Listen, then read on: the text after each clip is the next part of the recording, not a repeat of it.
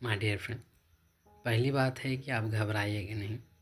चाहे आप इंग्लिश सीख रहे हैं तो हो सकता है कि आपकी ये सेंटेंसेस कैसे बनी हुई समझ में नहीं आ रहा होगा, और जितना भी समझ में आ रहा है उतना ज़रूर समझिए और कंटिन्यू देखते रहिए। और अगर आप स्टूडेंट हैं तो ये आपके लिए और बेहतर है माय फ्रेंड, क्योंकि आप यहाँ पर देख रहे हैं कि आप अपने एग्ज़ाम को कैसे बेहतर बनाएंगे, आप कैसे बेहतर परफॉर्मेंस दे सकते हैं। तो इसलिए आप वीडियो को पूरा देखिए। चलिए स्टार्ट करते हैं। Your paper will be done soon, आपका पेपर जल्दी हो जाएगा। वो कैसे? सेकेंड पॉइंट है आपके लिए। समटाइम्स, समटाइम का मतलब होता है कभी कभी बोल सकते हैं, या फिर आप बोल सकते हैं अक्सर, या फिर कई बार।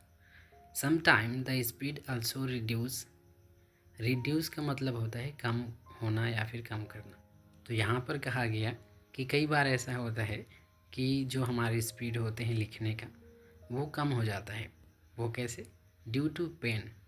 पेन का मतलब होता है दर्द। यहाँ पर वो पेन नहीं है जो आप लिखते हैं, यहाँ पर स्पेलिंग आप देख सकते हैं PAIN, पेन। दोनों को आप पेन ही पढ़ेंगे, पर यहाँ पर इसका मतलब होता है दर्द।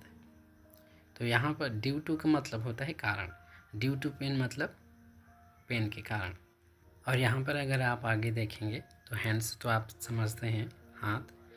और वाइल्ड राइटिंग का मतलब होता है लिखने के दौरान या फिर लिखते समय। तो अब आप इसी वाक्य को पुनः देखिए। कई बार गति धीमी हो जाती है या फिर गति कम हो जाती है दर्द के कारण। किसके? हाथों में। हाथों में जब दर्द होता है तो गति कम हो जाती है। कब? लिखते समय या फिर लिखने के दौरान। अब आगे देखिए। देयरफॉर, देयरफॉर का मतलब होता है इसलिए। Give rest to the hands, give rest मतलब आराम देना। और इन बिटवीन का मतलब होते हैं बीच बीच में। तो यहाँ पर कहा गया give rest to the hands in between, माने बीच बीच में आप अपने हाथों को आराम जरूर दें। Stretch, stretch the fingers, finger का मतलब क्या होता है? उंगलियाँ। स्ट्रेच का मतलब होता है फैलाना। तो अपनी उंगलियों को फैलाइए। कब? कब की बात की जा रही है? जब आप लिखते हैं उस समय। स्ट्रेच द फिंगर्स, उंगलियों को फैलाइए। And rotate the wrist, wrist का मतलब होता है कलाई, रोटेट का मतलब होता है घुमाना। तो अपने कलाई को घुमाएं। और lightly massage the palm, palm का मतलब होता है हथेली, मसाज का मतलब होता है मसाज करना, लाइटली का मतलब होता है हल्का। तो आप अपने जो हथेली है उनका आप हल्का मसाज करें।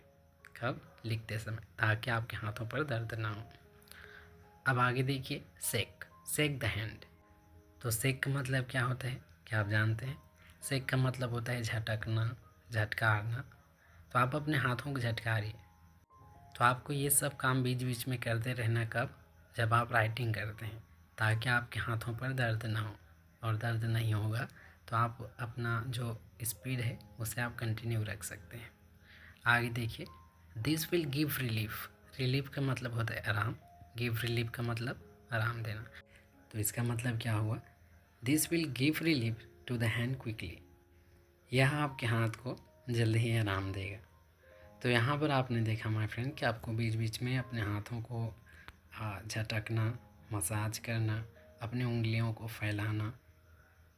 कब? बीच बीच में इस तरह से आपको करते रहना जब आपके एग्ज़ाम चल रहे हों, जब आप राइटिंग कर रहे हों उस समय, ताकि आपकी गति भी कंटिन्यू रहे और आप अधिक से अधिक लिख पाएँ।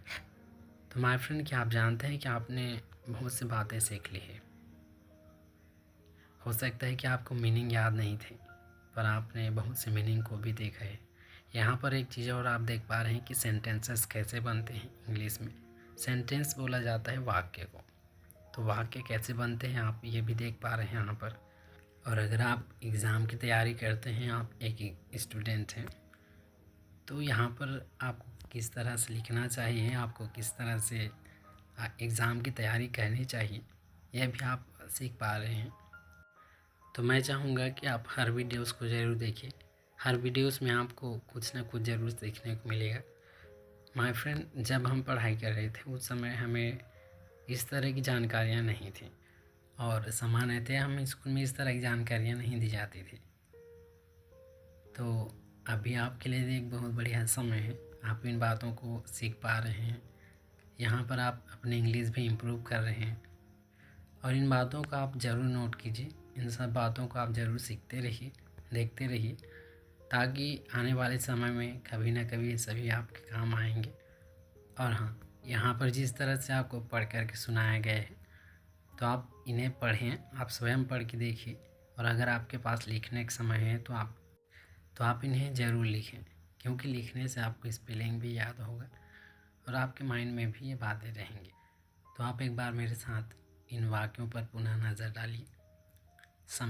समटाइम्स का मतलब होता है कई बार, अक्सर।